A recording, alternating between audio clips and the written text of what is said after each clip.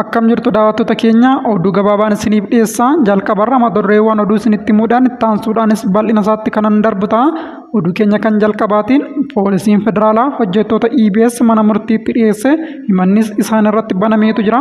Dabalataanis abbaan qabeenyaa EBS ETV irratti dhiyaachuun dhiifatama gaafate. Poolisiin himata akka kamii hojjettoota EBS irratti bane kan dhageessan ta'a gadhumatti na waliin tura. Oduu keenya kan biraatiin ammoo UN kutaalee naannoo Amaaraa harka caalu keessatti gargaarsa nyaata hatattamaa geessuuf rakkachuu isaa ibse. Kanas bal'isee kanan isiniif gabaasa. Akkam jirtu daawwattoota keenya chaanaalii kanarratti oduu dhugaa ta'e kan biyya keessaa fi alaa guyyaa guyyaadhaan argattu. Kanaafuu chaanaalii keenya subscribe godhaa, viidiyoo keenya immoo like godhaa jedhee isin gaafacharraa gara bal'ina oduuttan darba.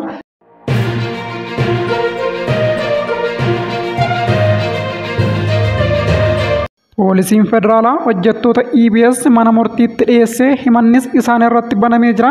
Dabalataanis abbaan qabeenyaa EBS ETV irratti dhiyaachuudhaan gaabbee dhiifatama gaafate. Hojjettoonni EBS 5 mana murtiitti dhiyaatan. Poolisiin federaalaas yakka shororkeessummaatiin isaan shakkeera jechuun himata isaan irratti bane. Abbaan qabeenyaa EBS Amaan Fissaas shakkamuun to'atamee mana murtiitti dhiyaachuun isaa dhagahame. Poolisiinis namoonni kun qaamolee hidhannoon socho'an waliin walitti dhufeenya qabu jechuudhaan faayidaadhaanis walitti hidhamaniiru jechuun himachuusaa Itoophiyaan Insaayider gabaase.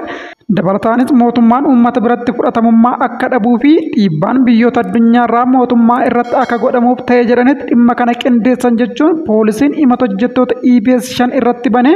Shakkamtoonni kun ta'e jedhanii sabaaf sablammoota gidduutti walitti bu'insa uumuuf socho'aniiru jechuunis poolisiin himata isaa irratti barreesseetu jira.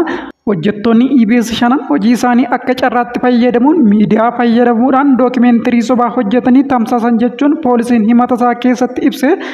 Dabalataanis poolisiin burtukaanotuu barattuu Dambidolloo Yuunivarsiitiin ta'in akka waan achitti barattee fakkeessuun achitti dirqiidhaan gudeedamte jechuun dookimeentarii sobaa hojjetan jechuun poolisiin federaalaa himata isaa keessatti beekseetu jira.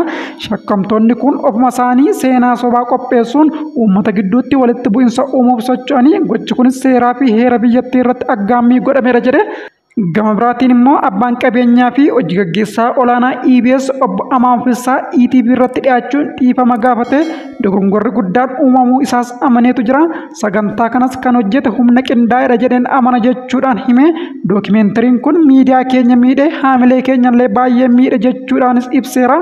Kana booda gochi akka kanaa EBS irratti akka ittiin deebi'amnes waadaan gala jechuudhaan dubbate. ጤና ይስጥልኝ አማን ፍስሐ ጽዮን እባላለሁ የኢቢኤስ ቴሌቪዥን የስራ አስፈጻሚ ዋና ስራ አስፈጻሚ ነኝ። እንደ ጋዜጠኛ ሙያ የጎደሉ በጣም ብዙ ነገሮች አሉ መሟላት የነበረባቸው። እኛም እንደ ተቋም የተሳሳትነው ስህተት አለ። ለተመልካቾቻችን በጣም ይቅርታ ለመጠየቅ እንፈልጋለን። ለዚህ ፕሮሚስ የምንገባው እውነቱን ተጣርቶ መጨረሻ ላይ ሲያልቅ ለህብረተሰባችን በደንብ አድርገን እኛንም የሚጎዳ ቢሆን እውነቱን እናወጣዋለን።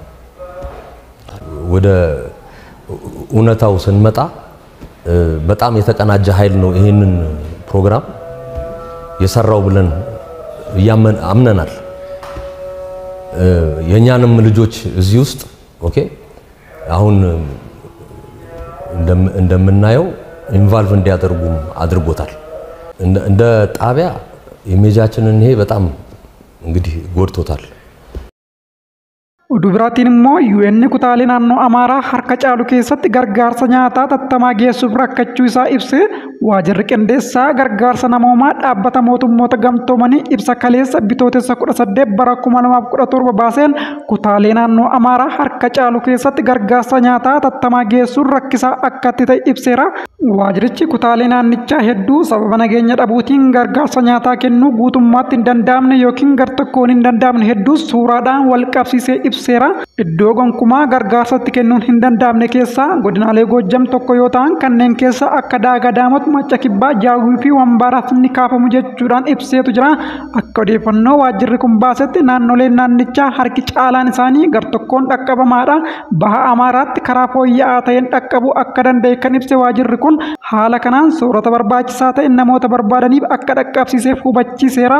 Deeggarsi maallaqaa daangeffamuun naannicha keessatti dhaabbileen gargaarsaa gahaa isaan dhabamuun rakkoon nageenyaa fi waldhabdee hidhannoo mootummaa fi hidhattoota gidduutti adeemsifamaa jiruun kutaaleen naannichaa hedduun dhaqqabamaa ta'uun dabalatee deebii fayyadamtootaaf kennamu irratti dhiibbaa akka uumes eereera. Itti dabaluudhaanis naannicha keessatti yakki hojjettoota gargaarsaa irratti raawwatamaa jiru hammaataa dhufuun haalli akka isaan rakkisu taasiseera jechuudhaan bara darbe waraana keessatti hojjettoonni gargaarsaa 8 ajjeefamuu fi namoonni 24 booji'amuu isaanis eereetu jira. Gargaarsi naannolee naannichaa hundaaf dhaqqabamaa akka ta'u qaamni hundi tumsa akka godhu Ochaan gaafateetu jira. Egaa daawwattoota keenya oduu gabaabduun sa'aatii kanaaf isiniif qindeesse kana gammaatti hordoftanidha. Sa'aatii muraasa booda oduu biraan aga walitti deebinutti nagaan naa turu.